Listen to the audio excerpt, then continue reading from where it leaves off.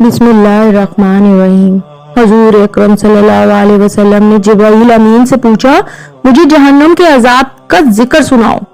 جبرائیل علیہ السلام نے عرض کی، یا رسول اللہ، سب سے ہلکے عذاب کی کہانی سناتا ہوں، اور وہ یہ ہے کہ جہنمی کے پاؤں میں آگ کا جوتا رکھا جائے گا، باقی پورا بدن اس کا سلامت ہوگا۔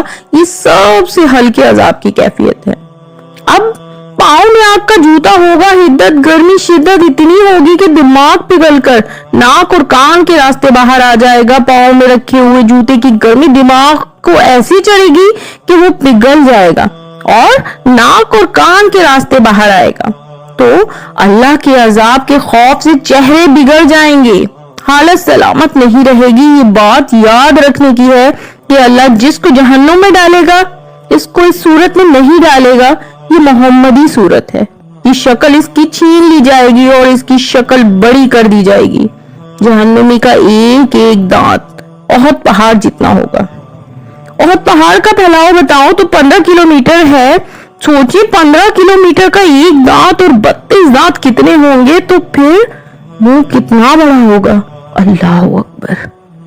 اس کو اتنا بڑا اس لیے کیا جائے گا تاکہ وہ عذاب کی تکلیف زیادہ سہے۔ 70 گز موٹی کھال ہوگی اور کھال جل جائے گی، تو اللہ پاک قرآن پاک میں فرماتے ہیں کہ ہم نئی کھال دے دیں گے تاکہ عذاب کی تکلیف اس کو گوارا کرنا پڑے۔ پھر جہنمی چیخے گا، چلائے گا، مجھے پانی دو، پانی دو، پیاس کی شدت ہے۔ 70 سال تک تو اس کی آواز کوئی نہیں سنے گا۔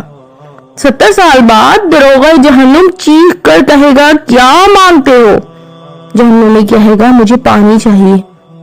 کہا جائے گا، تمہیں ابھی ملتا ہے پانی؟ قرآن بتاتا ہے پھر اسے مائے حمیم دیا جائے گا، یعنی کھولتا ہوا پانی۔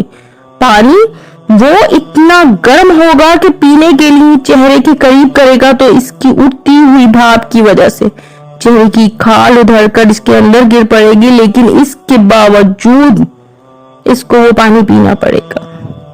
اللہ پاک فرماتے ہیں، یہ دنیا ہی سب کچھ نہیں ہے، سمجھ لیا یہی سب ہے؟ آخرت کو بھول گئے؟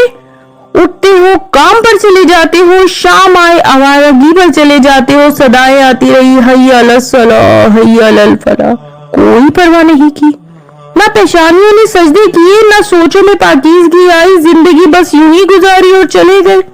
استغفر اللہ۔